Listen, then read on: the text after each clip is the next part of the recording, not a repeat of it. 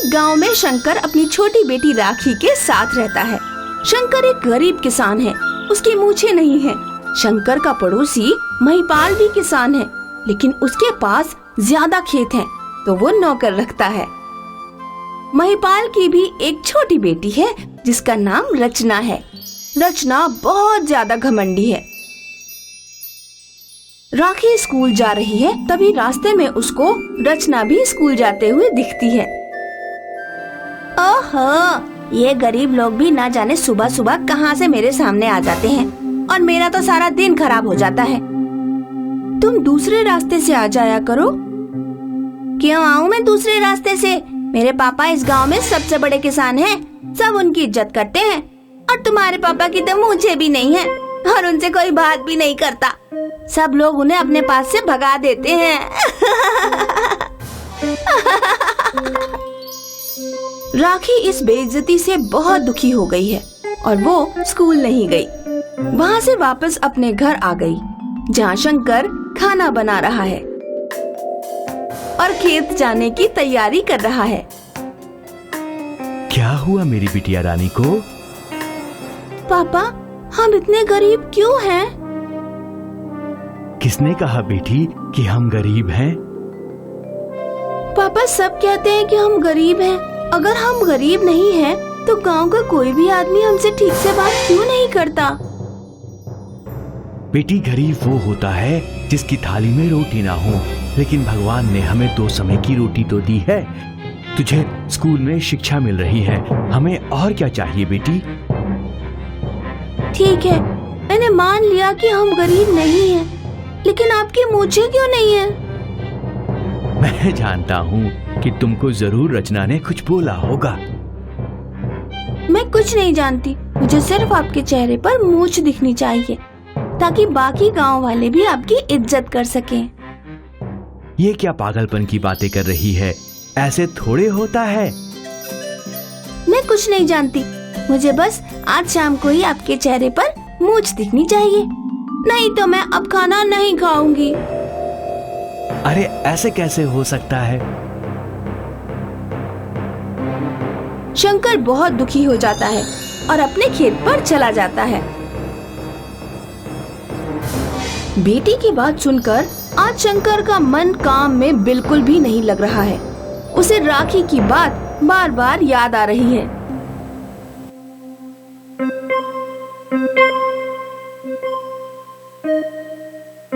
इसीलिए वो पेड़ के नीचे बैठ जाता है।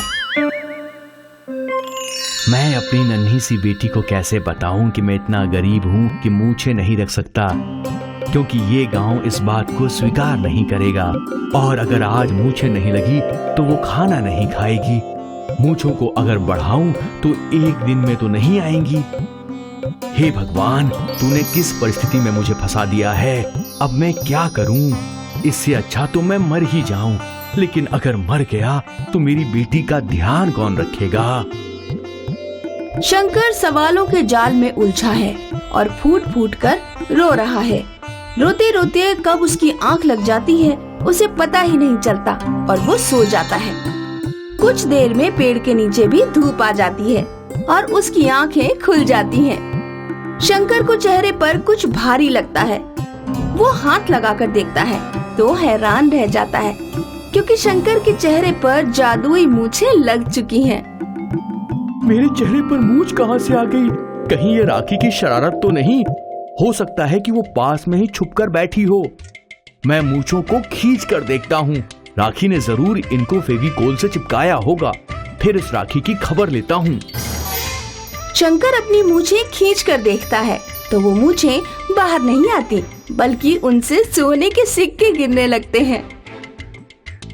ये क्या है? ये तो कमाल हो गया। ओ भगवान, अब मैं तो माला माल हो गया, लेकिन मैं कुछ समझ नहीं पा रहा हूँ कि ये क्या हुआ और कैसे हुआ। तभी पेड़ से एक देवी निकल कर आती है। वत्स, मैं धन की देवी हूँ और ये जादुई मूछें हैं।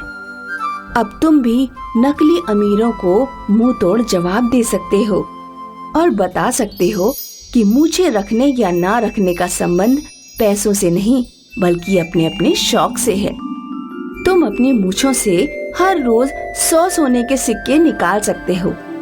बस तुमको मूछों को थोड़ा सा खींचना है और सिक्के नीचे बिखर पड़ेंगे। धन की देवी वहाँ से अंतर्ध्यान हो जाती हैं और शंकर सारे सिक्के उठाकर अपने घर की ओर चलता है।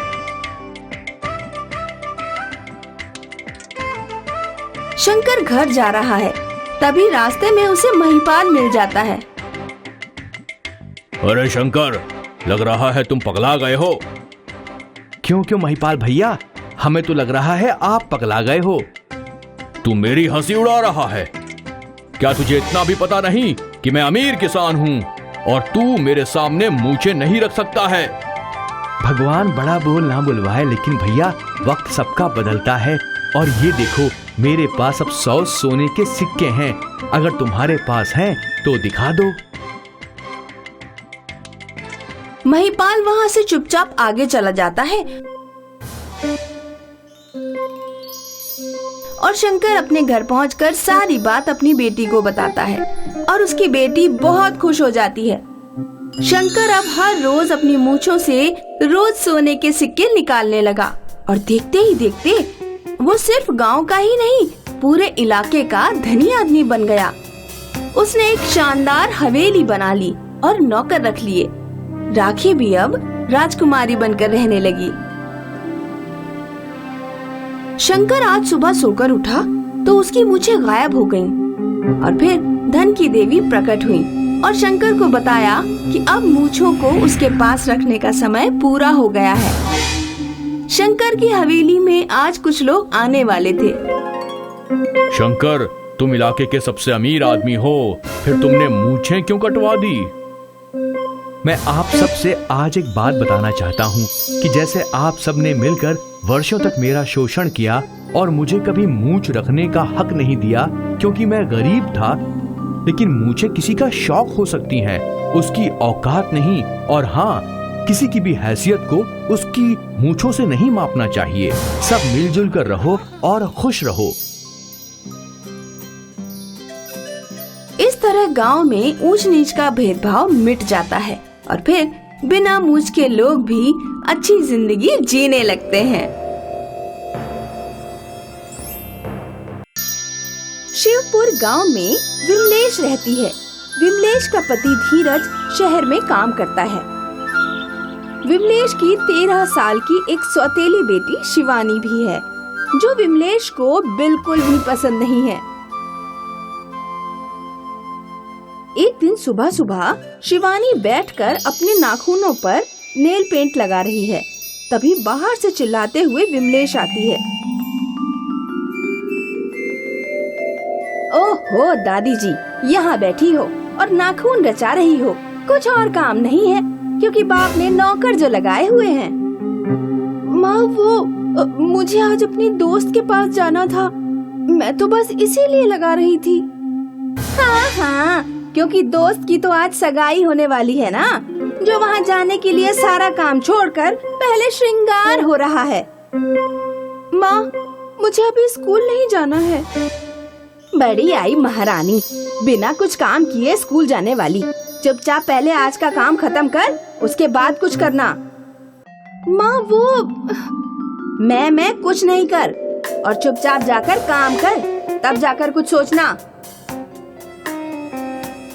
शिवानी चुपचाप जाकर काम में लग जाती है और उसका स्कूल जाना कैंसिल हो जाता है।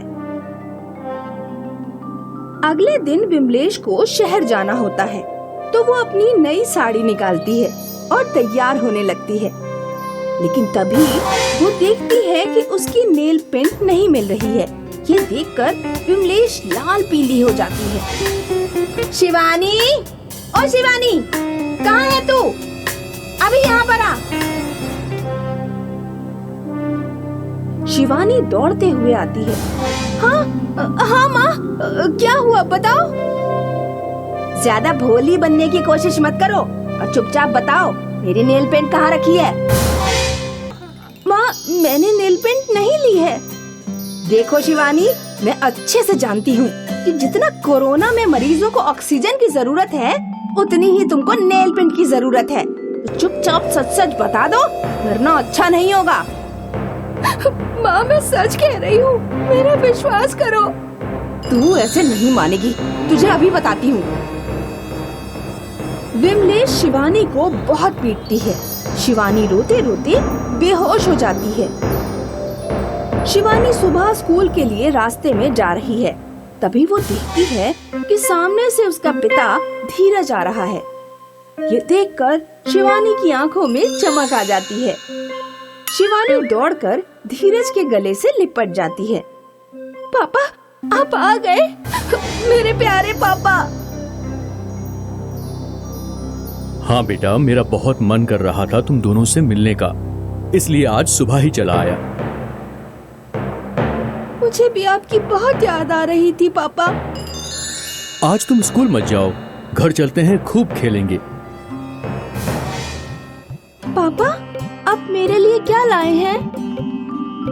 मैं जानता हूँ तुम्हें सबसे ज्यादा क्या पसंद है, इसलिए मैं तुम्हारे लिए तुम्हारी प्यारी चीज लाया हूँ।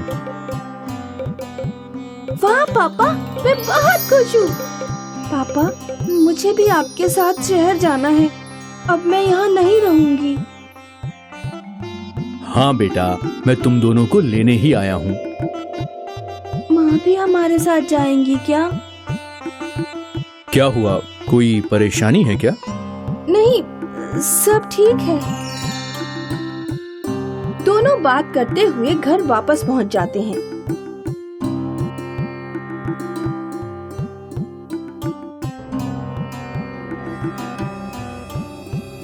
लेकिन पता चलता है कि विमलेश कहीं गई है। जब तक माँ वापस आए, आप मुझे मेरा गिफ्ट दे दीजिए ना। ठीक है बेटा। धीरज अपना बैग खोलता है, उसमें से एक सुंदर सी नेल पेंट निकालकर शिवानी को दे देता है, जो गोल्डन कलर की है।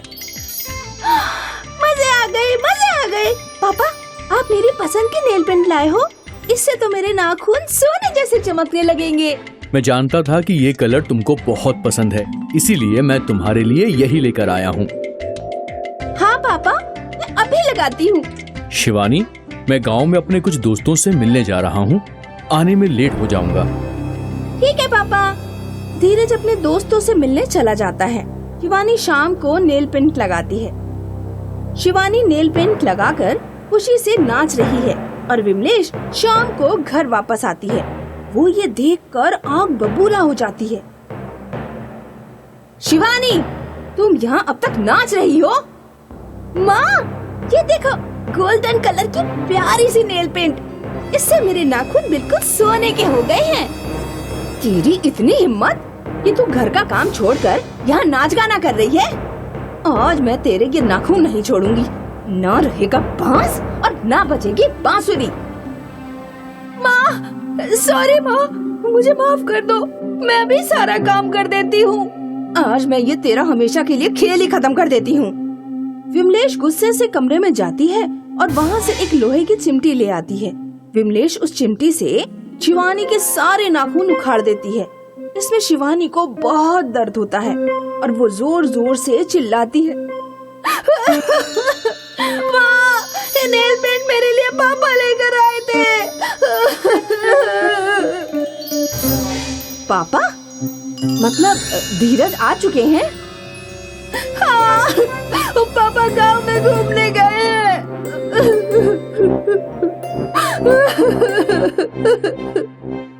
शिवानी रोते हुए अपने कमरे में भाग जाती है और रोते रोते सो जाती है। आज शिवानी सोकर नहीं उठी है।